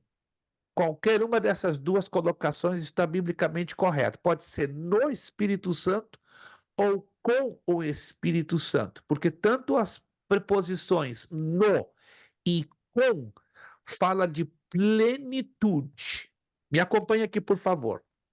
Quando eu e você conhecemos a Jesus Cristo, aliás, quando ele nos salvou e teve um encontro conosco, o Espírito Santo veio a residir dentro de nós. Então, no momento da nossa salvação, no momento que aceitamos a Jesus como Senhor e Salvador, o Espírito Santo veio residir dentro de nossas vidas. Alguém está me acompanhando aqui? Então, no ato de receber Jesus como Senhor e Salvador, ele vem residir. Então, nós temos em nós a residência, a habitação do Espírito Santo. Entretanto, o batismo no ou com o Espírito Santo não é a residência, não. O batismo no ou com o Espírito Santo é o revestimento de poder. É como eu caísse dentro de uma piscina enorme e ficasse envolvido por toda aquela massa de água, como eu estivesse me lançando a um rio, ok? Ou uma beirada de um mar e começasse a nadar e ficasse completamente envolvido pelas águas. Isso quer dizer batismo no ou com o Espírito Santo. É eu e você sermos revestidos da plenitude do Espírito Santo. E qual é a função prática do batismo com ou no Espírito Santo nas nossas vidas? Abrir a porta para a fluência dos dons espirituais. Oh, então os dons espirituais começam a fluir na nossa vida através de uma porta de entrada, chamada batismo no ou com o Espírito Santo. Alguém já ouviu falar sobre isso ou não? Vamos lá. Quem já tinha ouvido falar sobre isso? Alguns outros não ouviram. Então é importante você ter isso anotado. Isso faz parte da doutrina pentecostal. Nós que somos, na maioria, pentecostais, cremos neste ensino que é bíblico. Já temos os nossos irmãos batistas, metodistas, presbiterianos, que são mais tradicionais, que eles não conseguem entender isto. Está na Bíblia, está declarado com todas as letras, mas lá atrás, no desenvolvimento da reforma que Lutero estabeleceu em 1517, a famosa reforma protestante, estas denominações tiveram problemas na interpretação do texto sagrado. Por isso que elas ficaram um pouquinho, vamos dizer, bloqueadas na compreensão bíblica, na vivência desta experiência do batismo no Espírito Santo. Mas Jesus falou, aliás, João Batista falou dessa promessa, né? Eu vos batizo com água para arrependimento. Lembra-se de João Batista? Mas virá um após de mim que vos batizará com o Espírito Santo e com fogo. Preste atenção agora, isso aqui tem que ser anotado. Tem muito pastor que diz, batiza com fogo. Epa, esse batismo eu não quero. Como é que é esse batismo? Eu quero e preciso do batismo com ou no Espírito Santo. Mas o batismo com fogo não deve ser pedido por nós crentes. Por quê? Quando você estuda na Bíblia a fundo, você vai descobrir que o batismo com fogo é para juízo. Oh! Então Jesus viria para nos batizar com o Espírito Santo e para alguns traria juízo, que é o fogo. Ainda que o fogo é um dos símbolos da grandeza ou da presença do Espírito Santo. Mas dentro desta alusão, dentro desta frase bíblica, e vos batizará com fogo, não se trata do fogo que traz a presença de Deus, se trata do fogo que traz o juízo. Alguém sabia disso? Sim ou não? Não, anote isso aí. Pouquíssimos, sabe? E hoje dá uma confusão tremenda. Eu ouço pastor de púlpito, batiza o teu povo com fogo, e eu coloco a mão na cabeça. Não, Senhor, não faz isso não. Não ouve essa oração, não. Esse é juízo. Não. Gente, às vezes me desespero, e eu sei que muitos fazem isso por desconhecimento bíblico. Fazem até com bom coração, querendo ver a igreja cheia da presença de Deus. Mas é como aquele caso, olha só, presta atenção, aquele caso da porção dobrada. Deus! Dá a porção dobrada do teu espírito para o irmão Gil. Estou querendo matar o irmão Gil. Eu nunca vou orar para que o irmão Gil tenha a porção dobrada do espírito. O irmão Gil vai desaparecer. Vai virar poeira. A irmã Romero vai ficar triste comigo. Se eu ficar pedindo Deus dar a porção dobrada do espírito para o irmão Gil. Olha lá, irmão Romero já está olhando. Pastor, cuidado com essa oração. Vai matar meu marido. Fica tranquilo, irmão, só não vai ficar viúva tão cedo nem nunca, porque Jesus vai levar vocês glorificados para o céu, juntinhos. A porção dobrada do Espírito é uma das coisas mais estranhas, porque muitos mal interpretam. Aí alguém vai dizer, não, eu tenho que orar para eu ter a porção dobrada. Não faça isso, meu irmão. Porção dobrada na Bíblia está lá no Antigo Testamento, no templo de Elias e Eliseu. Essa porção dobrada não está se referindo ao Espírito de Deus. Alô? Está se referindo ao Espírito do profeta, que, em outras palavras, é o ministério do profeta. Alguém se lembra do caso de Elias e Eliseu? Sinceramente, vamos lá. Quem se lembra do caso de Elias? Isso. Você vai então entender o que eu vou dizer. Elias já sabia que ia ser arrebatado aos céus. Já sabia que Deus, o Espírito Santo, já havia comunicado isso.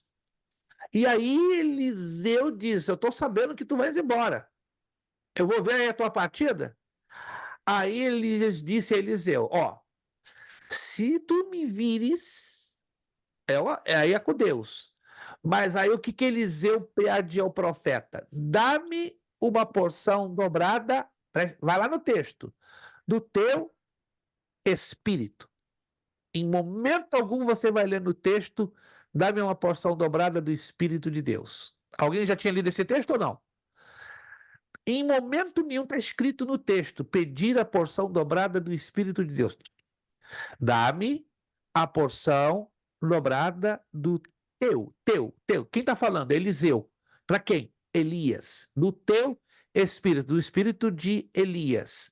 O que é a porção dobrada de Elias? A porção dobrada do ministério. Vamos lá, anote aí, isso é importante. Elias, na sua vida ministerial, realizou 7 milagres. 7. Perfeição de Deus. Eliseu viu Elias sendo transportado para o céu? Sim. Está bem escrito lá na Escritura Sagrada, capítulo 2, livro de 2 de Reis. Primeira coisa que aconteceu depois que Elias é transportado no redemoinho de fogo. Cai o manto de Elias. Alguém se lembra do texto? Cai o manto de Elias.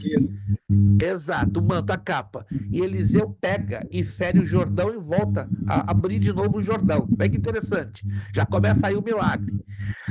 O ministério de Eliseu é marcado. Alguém pode fechar o áudio, por favor? Está vendo uma interferência no fundo. Agradeço. Desculpa, porque quando às vezes alguns áudios ficam abertos, causa um pouquinho de interferência. Obrigado. O ministério do profeta Eliseu foi marcado por 14 milagres. Está anotando aí? Do profeta Elias por 7.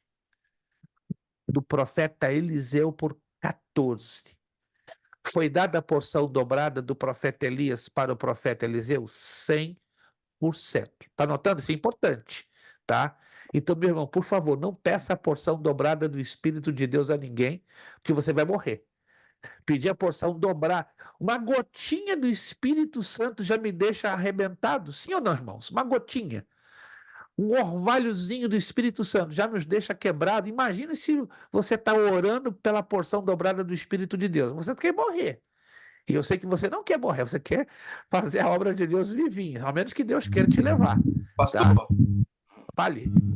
interessante que na vida de quando Elias estava vivo, foram 13 milagres, né? Aí quando ele morre, quando joga lá aquele moço semi-morto para cumprir os É o 14º. É o 14º. Esse 14º. É o 14º, como querendo dizer, não, a profecia ou a oração de Eliseu não se cumpriu, né? Eu já vi um pastor dizer, mentira, não foi a porção dobrada aqui, está esquecendo de um milagre. Como? O milagre foi realizado após a morte de Eliseu. Essa colocação aí que o evangelista Alexandre bem curiosa, né? Que a maioria dos pastores não estão acreditando muito nisso, não, né? Porque leva em consideração que, sim, na vida de Eliseu foram 13 milagres. Mas a vida completa, se você olhar toda ela, envolve até a morte. E foi exatamente os seus ossos, né, que realizaram o 14º milagre, a ressurreição de um camarada morto. Os ossos de Eliseu tocou o corpo de uma pessoa morta, diz a Escritura, ressuscitou. Compreenderam então a questão da porção dobrada? Maravilha. Então, por favor, se você está pedindo a porção dobrada do Espírito, peça perdão a Deus e volta a fita. Senhor, esquece que eu orei. Fiz a oração errada. Vamos lá. Sexta prova da ressurreição de Jesus, o lenço que envolvia a cabeça de Jesus. Isso aqui é interessantíssimo, irmãos. Este detalhe é narrado por João capítulo 20, do verso 1 ao 10. Era costume visitante deixar um lenço branco na casa que visitara, em sinal de que um dia voltaria. Esse texto diz o seguinte, que o lenço, que geralmente a mortalha, né, a roupa funerária que vestia a pessoa era feita de 2 peças. Uma túnica inteira, que cobria do pescoço até a altura dos pés, e um lenço que envolvia a cabeça. Quando os discípulos entram no sepulcro de Jesus, eles veem o quê? O lenço dobrado. E que é isso? O que Jesus está querendo dizer com isso? Vou voltar.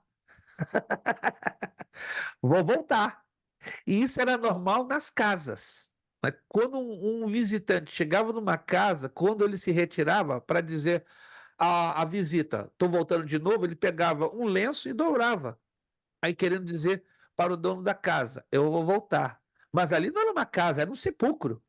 Alguém está me acompanhando? Isso aqui é super interessante.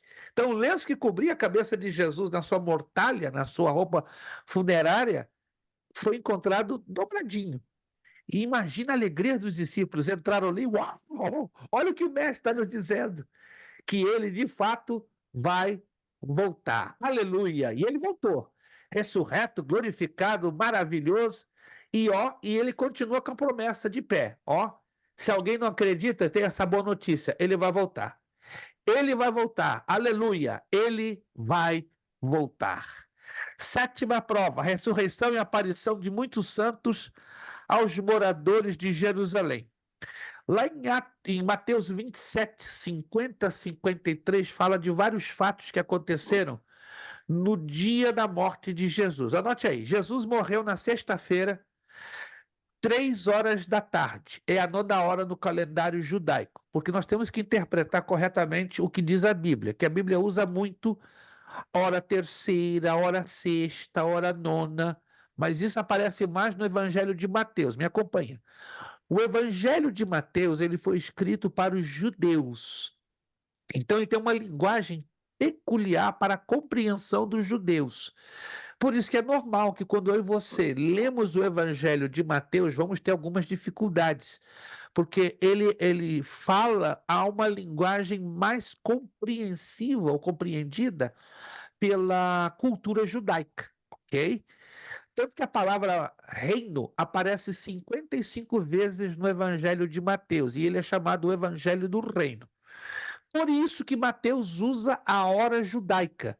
Primeira hora. Qual é a primeira hora no calendário romano? No calendário judaico é a primeira hora, mas no calendário romano, 6 horas da manhã. Segunda hora, 7 horas da manhã. E aí vai. E diz lá no Evangelho de Mateus que Jesus morreu na hora nona. Hora nona, 3 horas da tarde. Mateus 27, 50. Mateus 27, 51 ao 52 fala de 4 fatos que aconteceram. Vamos lá rapidinho no texto, que eu tenho que corrigir os exercícios, né? Mas vamos lá em Mateus 27, 50. Eu já falei isso em uma outra aula, né? Estou repetindo isso, né, de uma maneira mais apropriada. Mateus capítulo 27. Peço que todos, por favor, abram esse texto. Capítulo 27, versículo 50. E Jesus, clamando outra vez com grande voz, alguém está me acompanhando na Bíblia? Você tem que ter a sua Bíblia aberta. Se você não tiver a sua Bíblia aberta, vai ficar complicado você interpretar o que queremos passar para você agora. Isso aqui é fantástico. Eu fiz essa pergunta que eu vou colocar agora, tá? Eu fiz a mais de 300 pastores nos últimos 45 anos e só 2 souberam responder. Por que souberam responder? Porque leram com atenção o texto. É um texto muito curioso. Se você não ler com atenção, você não vai ter nenhuma condição de responder esse texto. Vamos lá.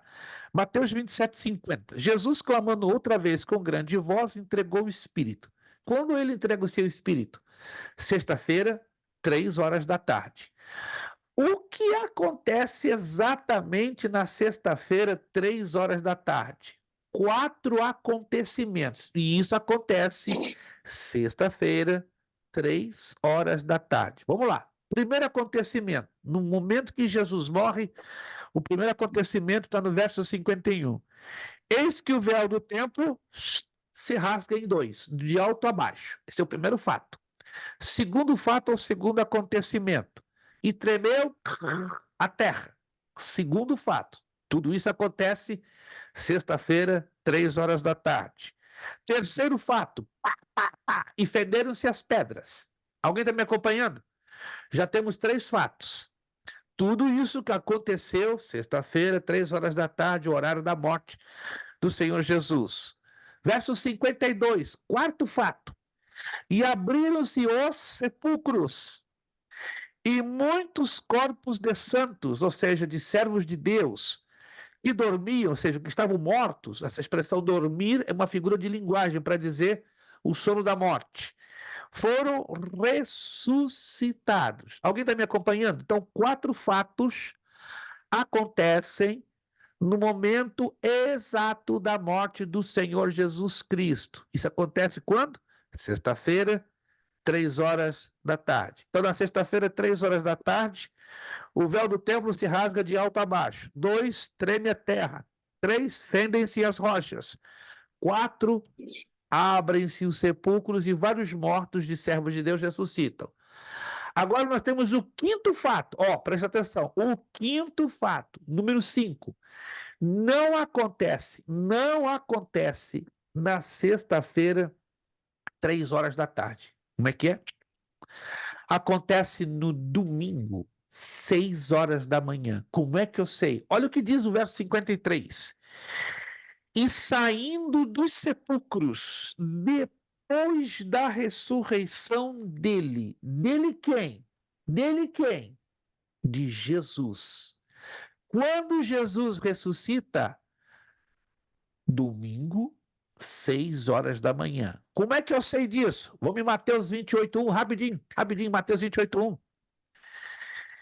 E no fim do sábado, Mateus 28, versículo 1. E no fim do sábado, quando já despontava o primeiro dia da semana, está falando do sábado judaico. Quando terminava o sábado judaico? 6 horas da manhã do domingo romano. Anota aí. O sábado judaico terminava às 6 horas da manhã do domingo judaico, do domingo romano. Então, a ressurreição de Jesus acontece no final do sábado judaico, na primeira hora do domingo romano. Que é o nosso domingo, porque é o nosso calendário, é o calendário romano. A gente não seguia pelo calendário judaico. Mas lembre-se que eu acabei de falar, o Evangelho de Mateus trabalha com a contagem de tempo judaica, porque é o evangelho escrito para a mentalidade judaica. Por isso que a gente vai ter algumas dificuldades para identificar os códigos na linguagem da cultura judaica dentro do Evangelho de Mateus. Alguém está me acompanhando, gente? Isso aqui é interessante. Então, o quinto fato, o versículo 53, acontece no domingo. Mas peraí, tem uma coisa aí que não está batendo. Esse povo todo ressuscitou na sexta, 3 horas da tarde, que foi o momento da morte de Jesus. Confere. Sim ou não? Ou alguém se perdeu aí? Na morte de Jesus, sexta-feira, 3 horas da tarde, ocorreram 4 fatos. E o quarto fato foi a ressurreição desses justos, desses santos. Mas eles só puderam sair do sepulcro, sabe quando? Domingo, 6 horas da manhã, depois da ressurreição de Jesus. Peraí, eu estou lendo direito? Claro. A escritura tinha que ser cumprida. Tem várias profecias lá no Antigo Testamento que diz que Jesus seria o primogênito dentre os mortos. O que quer dizer primogênito dentre os mortos? O primeiro a ressuscitar para nunca mais morrer. Se esses mortos que ressuscitaram na sexta-feira aparecessem abertamente em Jerusalém, a profecia não se cumpriria. E eles que seriam os primogênitos e não Jesus. Irmão Leandro. Mas como é que fica, então? Eu entendo, senhor, eu tive até essa dúvida já, mas ninguém soube me explicar. Como que fica esse rapaz, então, que jogou na cova de Eliseu e ressuscitou, no caso?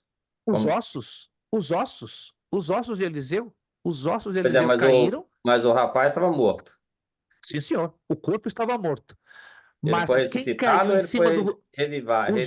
Os ossos do profeta tocaram o corpo morto. Uhum. A unção é tão grande, preste atenção, a unção, porque tinha que se cumprir a porção dobrada do profeta. Não, eu sei, você não está entendendo. Estou falando assim, a Escritura diz que não haveria nenhuma ressurreição antes de Jesus, no Não, caso. aí temos um problema de interpretação. As ressurreições existiram lá no Antigo Testamento, seu irmão se lembra? Existiram várias ressurreições. Agora, nenhuma ressurreição comparada à de Jesus, porque Jesus ressuscitou para nunca Não estou mais comparando ele com morrer. Jesus, não. Estou comparando a ressurreição desse morto com os mortos depois da morte de Cristo. Você não acha que Não, não está eles entendendo a minha voltaram a pergunta? morrer igual, foi tudo igual, não mudou nada. Não mudou nada. Procura entender isso aqui. Não mudou nada. Tanto os mortos que ressuscitaram no Antigo Testamento, compreende? Uhum. Como os mortos que ressuscitaram no Novo Testamento, debaixo do ministério de Jesus, como Lázaro, o filho da viúva de Naim, a Sim, filha de sim. Jairo, ressuscitaram e, segundo a história, voltaram a morrer. Ah, ok, E entendi. vão voltar a ressuscitar agora, no dia do arrebatamento. Mas Jesus é o único que morreu, ressuscitou para nunca mais voltar a morrer. Essa é a grande diferença. Ah, ok, agora sim. Por isso que ele é chamado o primogênito dentre os mortos. Os demais outros ressuscitaram? Sim, mas voltaram a morrer a seu tempo. Não permaneceram eternos vivos até hoje. Pelo menos não temos informação que nenhum deles estejam vivos até hoje. E a história prova que eles voltaram a morrer. Jesus foi o único que morreu, me acompanha? Ressuscitou e nunca mais voltou a morrer. Então, um grande milagre aí também, além da ressurreição daqueles mortos, é que eles ficaram quietinhos no sepulcro por quase 2 dias. É coisa de doido, a mente não entra. É só a gente ler com atenção o texto que a gente vai acompanhar e entender que isso fazia parte de um pacote profético ou de uma profecia que implicava na ressurreição de Jesus como aquele que ressuscitaria como o primogênito para nunca mais morrer. Já os demais outros voltaram a morrer sem nenhuma dificuldade. Gente, são 9h52. Deixa eu dar aqui uma paradinha, que não vai ter como eu já avançar. Ah, vamos parar aqui no ponto de número 7. Número 7. Isso, anote aí. Na próxima aula a gente dá continuação no ponto número 7. Próxima aula vai ser, deixa eu ver aqui, dia 5 de março. Isso. Já no 5 de março. Então, próxima aula a gente avança no ponto de número 7. Anote aí. Página 4. Essa matéria vai conter 6 aulas, ao invés de 5, 6 aulas para a gente mastigar bem essa apostila. Claro que a gente não vai esgotar toda a apostila, mas os assuntos mais importantes desta apostila, elas exigem que tenhamos 6 aulas. Do contrário, fica uma coisa sem pé e sem cabeça. Vamos então a corrigir a primeira parte dos exercícios. Lá no bloco 1, bloco de número 1. Trabalho de cristologia. Isto, vamos lá. Bloco de número 1, somente da 1 a 10, da questão 1 à questão 10. Assinale com um C para definir a alternativa certa e E para a alternativa errada. Todos chegaram lá, os que puderam chegar? Todos conseguiram chegar lá no finalzinho? Isso, quem puder. Eu sei que os irmãos que não receberam a apostila só podem ter acesso ao PDF, porque aí não imprimiram essa página, mas se quiserem escrever as respostas, para quando depois que chegar a apostila, vocês já podem transferir as respostas para a apostila de vocês, tá bom? Número 1. A antropologia trata do homem, criado à imagem de Deus e dotado de verdadeiro conhecimento, justiça e santidade, qualidades perdidas por ocasião de sua queda. Essa declaração, ela é certa ou ela é errada? Errada. Certíssima. Certíssima. Temos que prestar atenção quando estamos lendo. Antropologia. O que é antropologia? É o estudo do homem. Alguém pode fechar o áudio, por favor? O ruído está um pouquinho alto, desculpe. Por alguma razão, alguém está abrindo. Isso. Se tiver que abrir, tem que abrir e fechar bem rápido para o ruído não trazer um certo transtorno. Obrigado. Então, a antropologia é o estudo do homem. Então, o estudo do homem é criado à imagem de Deus e dotado do verdadeiro conhecimento, justiça e santidade, qualidades perdidas por ocasião da sua queda. Então, o homem originalmente tinha todas essas qualidades, só que elas foram perdidas ali no Jardim do Éden pelo pecado de Adão e Eva. Então, isso é correto. Número 2. Os ebionistas foram uma seita que, interessada no monoteísmo, decidiram negar a divindade de Cristo. Para você entender, monoteísmo é a crença de um só Deus. politeísmo é a crença em vários deuses. Então teve uma seita lá no passado, no tempo do evangelista João, que afirmavam que eles negavam, eles não criam na divindade do Senhor Jesus. Essa declaração ela é certa ou errada? Ela é certa, porque está falando exatamente dos ebionistas. Você pode pesquisar, coloca lá no Google, quem foram os ebionistas?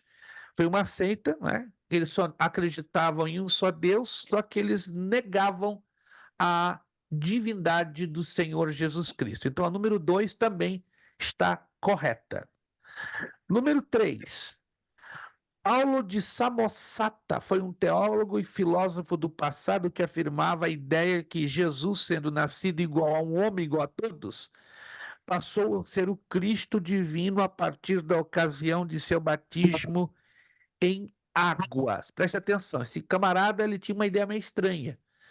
Então ele afirmou o seguinte, que Jesus e Cristo eram pessoas separadas. Não é como nós cremos, né? Jesus Cristo, uma única só pessoa. Mas esse Paulo de Samosata, ele acreditava que Jesus era uma pessoa e que Cristo era outra pessoa, e que a pessoa de Cristo passa a existir após o batismo de Jesus nas águas. Essa declaração que está aí, ela é certa ou errada?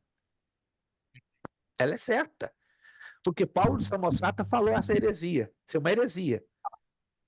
No lado da afirmação, entenda, do lado da teologia é errado, que a Bíblia não ensina que Jesus e Cristo sejam pessoas separadas. Alguém está me acompanhando? Espero que sim. Mas Paulo de Samosata fez essa declaração errada, herética.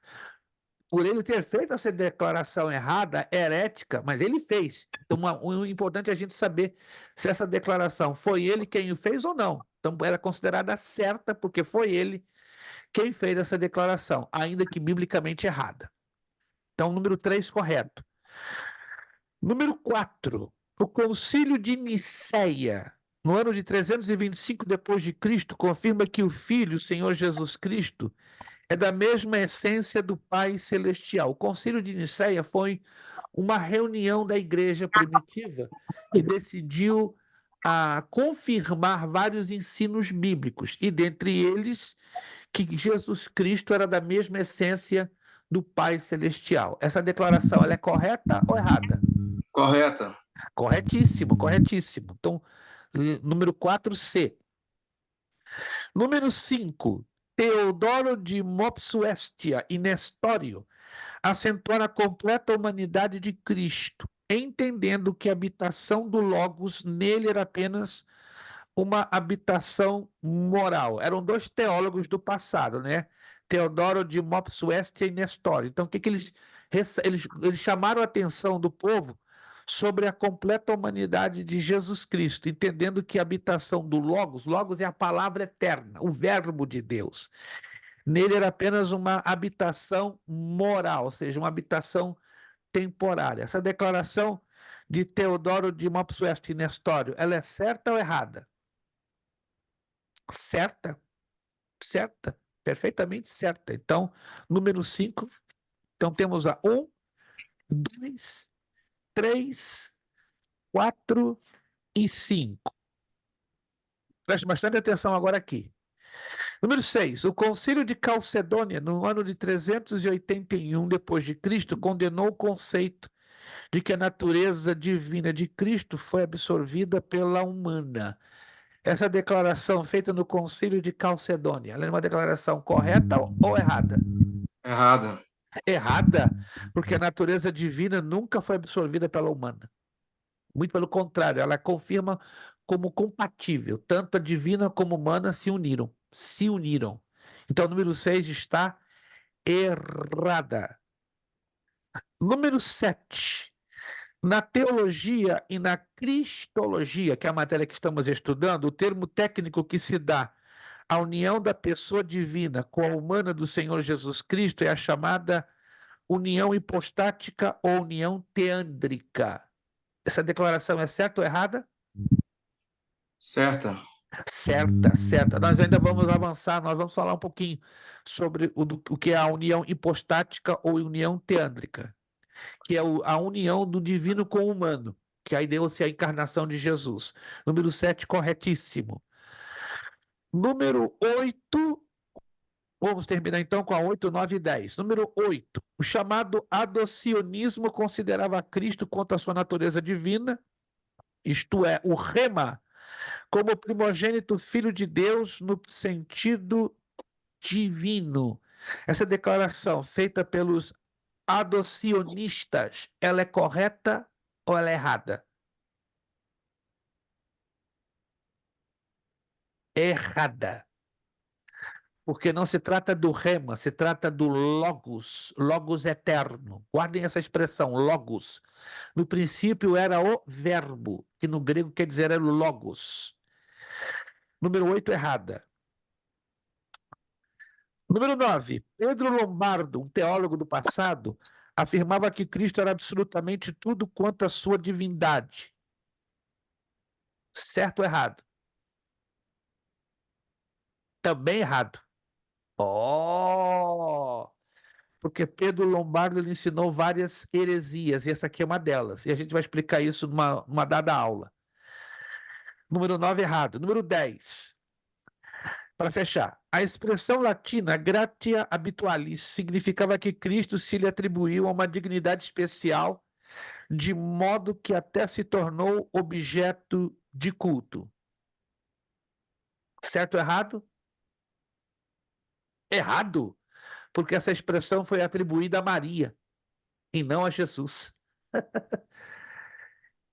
São coisinhas que você pode pesquisar na internet, né? Por isso que eu dou algumas questões um pouquinho fora da apostila. Então, repetindo para concluir, para fechar. Do número 1, 2, 3, 4 e 5, certas. Da número 1 a 5, certas. Você está anotando aí? Número 6, errada. 7, certa. 8, 9 e 10, errada. Próxima aula, por favor, vocês vamos fazer o assinale com o único X para afirmar a única alternativa correta. São apenas 5 questões. Na Cristologia de Lutero encontramos um interessante aspecto que seria, aí você vai escolher, dentre essas 5, A, B, C, D e E, qual é a correta. Número 2, o termo grego kenosis, de Filipenses 2,7, ensina que, aí você vai escolher uma só, entre A, B, C, D e E. Número 3, o chamado eutiquianismo é uma teoria antiga a qual ensina que, vai escolher também uma delas.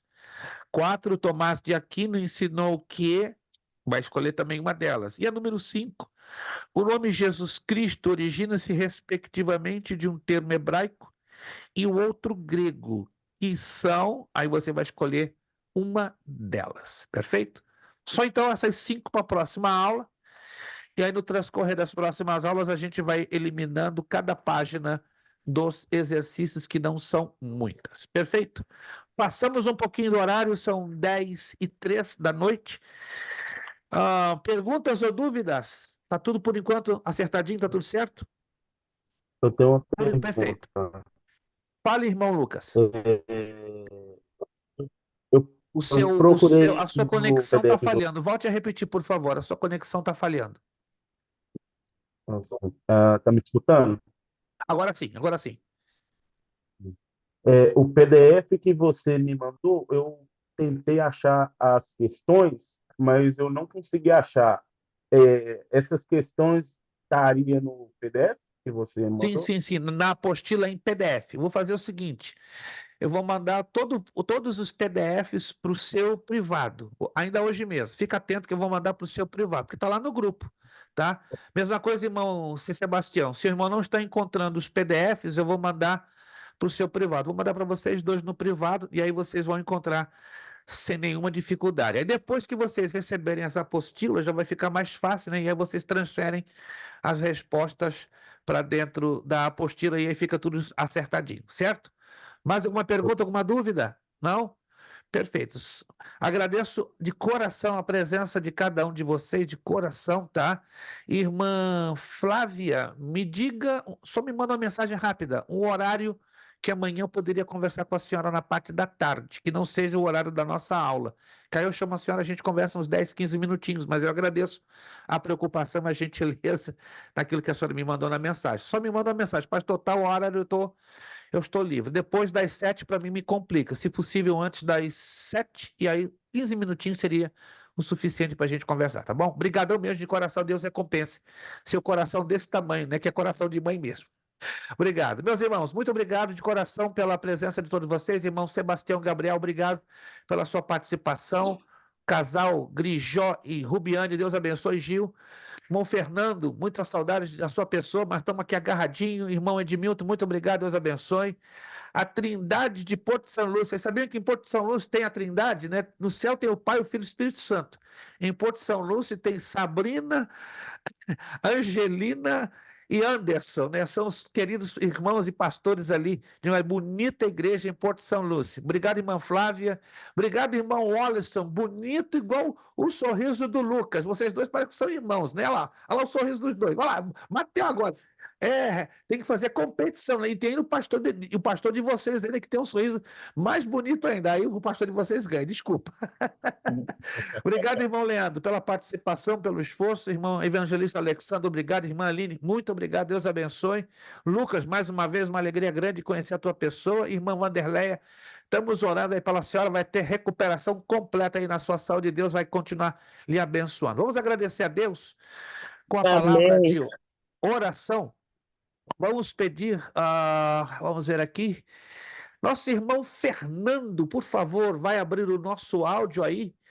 Essa voz abençoada, né, que eu não ouço há tanto tempo, irmão Fernando vai então estar agradecendo com uma breve oração a nossa aula de hoje. Muito obrigado, vejo vocês na próxima semana, dia 5 de março, né, e acredito que até lá eu já terei fechado todas as notas e liberado todas as notas finais para vocês, né, mas também vamos ter talvez uma pequena ajuda aí no meio do caminho.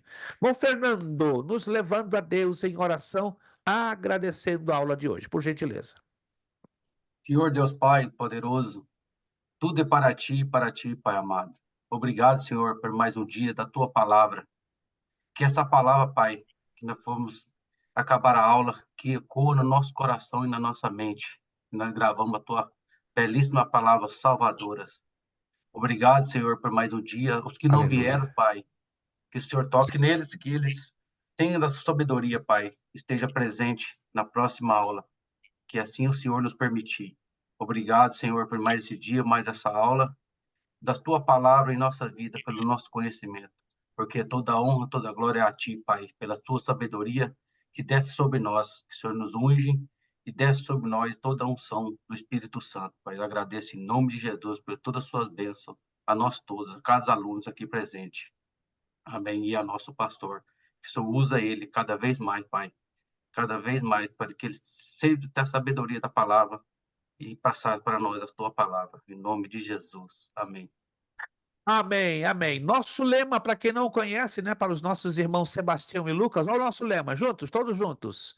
Seriedade. Seriedade, Compromisso. compromisso, Disciplina. disciplina, Seriedade. seriedade, Compromisso. compromisso, Disciplina. disciplina, Seriedade. seriedade, Compromisso. compromisso, Disciplina. É disciplina. necessário que ele cresça e É necessário que que ele eu cresça, diminua. que eu É diminua. necessário que ele cresça É e necessário que que ele eu cresça, diminua. que eu É diminua. necessário que ele cresça É e necessário que que ele eu cresça e que eu diminua. E a diminua. Deus damos o quê? A honra, a glória Honra e a e o glória. poder. Muito obrigado. Deus os abençoe. Ótimo final de terça, uma abençoada semana.